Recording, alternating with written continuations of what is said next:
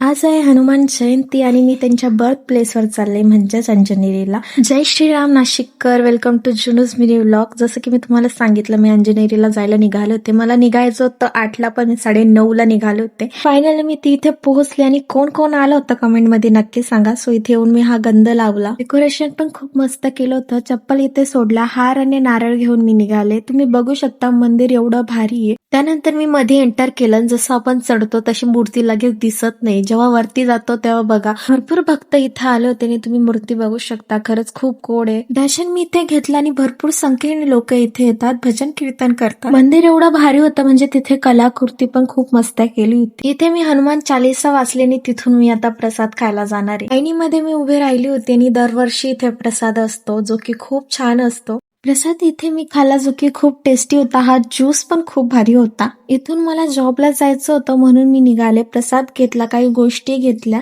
तर कसा वाटला माझा हा मिनी व्लॉग नक्की सांगा. तर भेटूया नेक्स्ट व्लॉग मध्ये. Bye bye.